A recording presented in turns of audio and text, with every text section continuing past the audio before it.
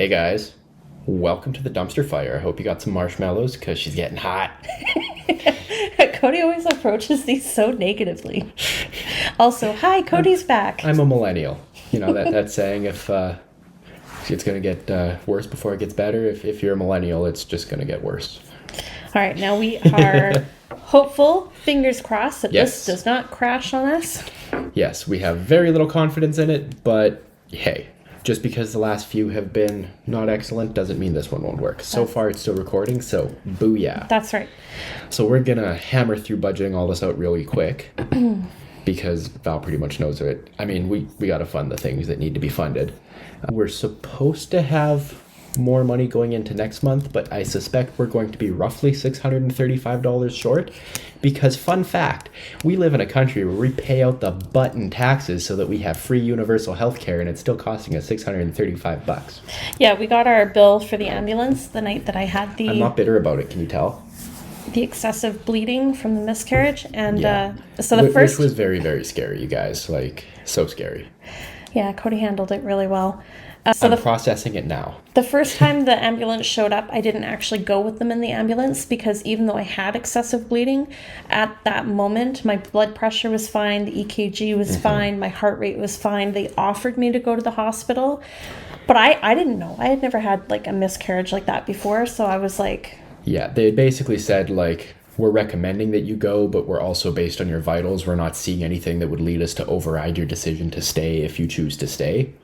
Yeah, so that visit was, and I'm looking at it from over here, but I can't quite read it. I think it was like $285 or something. Yeah, that sounds about right. Or $235, just for them to show up at the house.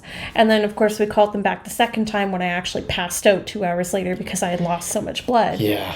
And that ambulance ride was $385. Now, the bright side is that that's all it costed. I received 2 blood transfusions and stayed the night in the hospital, and for that we paid nothing.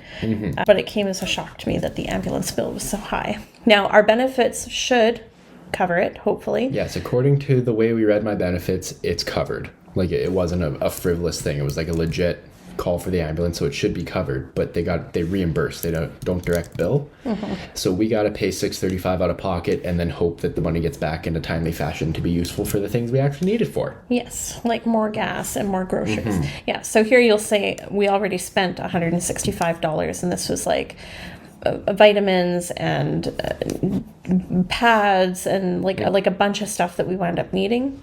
But you'll see it still says underfunded because I'm putting in the cost of the bill that we have to pay. So now we have just about $100 left to try and do more things into next month, which hopefully well, I'm thinking none of this will go into next month because the $635 we get back will go into next month. Yeah. But we do have my birthday party, and we also wanted to get gym memberships. I think gym memberships are going to wait till next month now. Yeah, it's going to have to. Because I want money for food and drinks for my birthday. Yeah, I got this real selfish habit where, like, I want to be able to eat on a consistent basis, you know? I'm actually going to add a category because we do have a gifts category, but this isn't technically gifts. We should put one in here for your birthday party, too. I don't want a birthday party. I know you never want a birthday party, but maybe I want to do something for you. Buy an extra pack of steaks. Yeah. And some extra breakfast beers. So can we put all of this in there? Yep. Because we're going to need smokies, hamburgers, maybe some drinks. So just as a quick recap here, let's just I believe I still have some spending money as well. You can put that into your birthday. Well, no, that's fine. We're not. It's my spending money. I'll do what I want with it. Put it into your birthday. Just leave it for now. Okay, we've got $49 left for coffee and $18 left for dining out. I think some of this coffee money should be funneled into dining out. Probably, yeah, because it's going to be about $40 to get us to the airport that night. So we'll say $15 a week, and then we can reduce the overfunding, and then we can add this into dining out. So $38. That should be enough. I think that'll be okay. Okay. You think that'll be okay? Yep. $30 for gas for the rest of the month. That should be fine because we just gassed up. Got a full tank, and it is currently the 23rd. And then we have that $600 coming back. Diapers and wipes should be okay because we just had those come through. Now $278 for the rest of the month for groceries. I think that should be okay. Yeah, I think so. I feel like we average Yeah, average we've been spending is $1,200 a month. So if we actually can hit the end of the month under $900, I will be super happy. It helps being in a house with 2 fridges and a freezer, so we can buy in bulk and freeze things. Yeah, that's something we're really looking forward to being able to do over the next several months, is to be able to buy things in bulk. And then eventually I think we want to try and hook up with like a couple of farmers or whatever to arrange for like some farm fresh local produce or meat. Or meat. Ideally, we'd like to pull away from the grocery stores and stuff like that, because I have very little respect for an industry that says it's not our fault that prices are going up, it's all the suppliers, but also we made $500 million this year, more than we expected to. Superstore. Loblaws. Superstore. Yeah, Loblaws. Yeah, Loblaws. The other thing that I wanted to make note of here that I feel really good about is seeing that like this $400 is because we just switched cell phone companies. So typically this bill would be like half this amount, but we had to like prepay the month that we started plus the next month. So I'm looking at September, and it's estimated to be $7,400, and that's if we want to fund everything. And I've added stuff in here too, like I've added in, $150 a month to save for a couch, and I've increased our spending money from $100 a month to $150 a month. I've increased our family fund up to $70 a month. I did a lot of adjustments in here. Yeah. And so we're still breaking even to what we expect to bring home.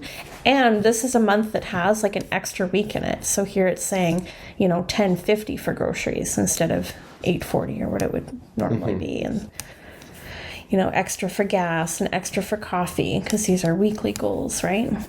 So I actually feel really good about where finances are. And can we just take a minute to appreciate that even without an emergency fund, we still managed to put $635 for that bill, even though it's coming back to us, like it's being reimbursed, but like a lot of people can't get a bill like that and just be able to pay it. Yeah, just be able to shuffle things and figure it out. Yeah. It's the joys of being YNAB broke. It's still stressful because at the end of the day you feel broke because there's nothing in that category, but there's other categories that you can rob from to, cover it if you need to. I love that it's like rob Peter to pay Paul, but like in a healthy way with money that you actually have and not like credit cards, overdrafts, and line of credits. Yeah. Because that's typically what robbing Peter to pay Paul entails. Yeah. Which, don't get me wrong, like we still rely on those from time to time because we're in this fun cycle right now where like rent comes out on the 1st, but the check that covers it, that fully covers it, comes in on like the 3rd. Well, not or quite. whatever, like not those days. But, yeah. No, I was not like, those we are days technically specifically, but we're okay, but we're frequently at a point where the money that's covering the thing doesn't come in until like 3 days after the thing needs to be covered. Yeah. Although right now we are actually okay. Everything is like pre-budgeted for, prepaid for. Yes. We're doing okay. We're not great. It's still uncomfortable, but we're okay. Yeah. Within the next couple of months, we should be able to like actually get ahead. Just in time for me to be off 3 weeks at Christmas so we can get right back to where we are now. Yeah, right back to paycheck to paycheck. That's our big goal right now, is that we actually need to save or try to push ourselves ahead in the budget as far as we can for Cody to be off work. And it's funny because he just got a job offer to go do a shutdown. Yeah, it would have been basically having me not home at this exact moment as of filming. So that filming would basically have me already at work at this new site until basically straight through till October, which would be good money. And then we're going to fill out our maintenance teams after the shutdowns are over, so you could probably get hired on for that, which is 100% not a carrot that every recruiter always dangles in front of guys like me. Which even then the shift would be 14 and 7, so more money than I'd be making now, because that shift would qualify for overtime because there's some fun government policies going on provincially that means the company doesn't have to pay me even though I go to work for a week and work 84 hours that week, because it averages out to 44 or 40 hours, so they don't have to pay me overtime except on 4 hours, which is traditionally not a good money maker. Like it's more of a retirement gig. You don't make money without overtime. But I digress. I think we've basically decided not to take that job because that's what we had when we were looking for the job I have currently.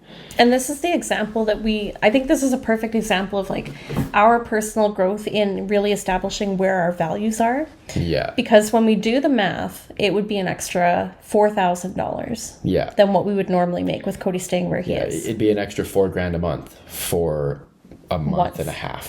For once. So the trade-off to that is that, one, Cody has to be gone straight through until October. So he'd miss my birthday, he'd miss Gunner's birthday, he'd miss our nephew's birthday. He'd miss the kids, just in general. And he'd like, we would miss him just in general. Like 2 months is a long time to be away from your family. And I know a lot of people do this, but like for us, we can make it work without that sacrifice, and so we will. Yeah. And then the other thing, like Cody said, is that typically the way this works is they will offer a shutdown, which is project-based work. Yeah.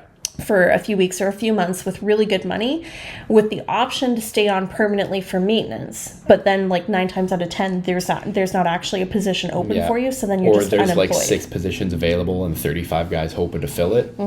So then you're just unemployed again. And that's the cycle we would be in, where we would make really good money for 3 or 4 months, and then Cody would be unemployed for 2 or 3 months. Yeah. Now, don't get me wrong. If the place I'm working at currently was like, hey, we got a 6-week shutdown coming on, can you stay up here for 6 weeks, do like a 6-in-1 kind of deal, and do that, like, yeah, I'd make that work, because then I would go right back into my permanent maintenance gig at a site that I like, for a company that I like, that you're already that I like, that I'm secured already at, that I'm secure in. Yeah. But so I think I'm gonna be calling that recruiter back probably before this video posts to be like, hey, thanks, but no thanks. But that's just an example, right? Like, it's not, money isn't everything. It's not always about, because like it's so tempting to be like, oh man, look at the big nut, we can go get the big nut, but then we're back in a position where we can't take advantage of the big nut, because then that is our only money that we need to make last for as long as possible until I find another job. Yes. And this is the first time you've had a secure, stable job in this field in probably 7 years. I have never worked this long anywhere since you and I have been together. When we first got together, you were with somewhere for longer than a year. When we first got together, I was working for Drivers. Was it Drivers? And I was there for 16 months. I'm coming up on 13. So yeah, it's like very difficult to get long-term steady employment in his field. And like, some of those jobs are available, but to get them, the guy who currently has it has to like die, quit, or get fired. And the only reason people really do is when they decide that they want some money. Yeah. Anyways, bottom line is we're going to turn down the job. That's our reasoning why. We like to include you guys on our thought processes behind this and why we make the decisions that we do. And I think that's it for this budgeting. Yeah, there's one more thing. I talked to Val briefly about it yesterday on the way home from the airport. We do make a tiny bit of money on YouTube. The way things are going now, according to our analytics, it's going to be like $100 a year. And the Google doesn't pay out until you have $100.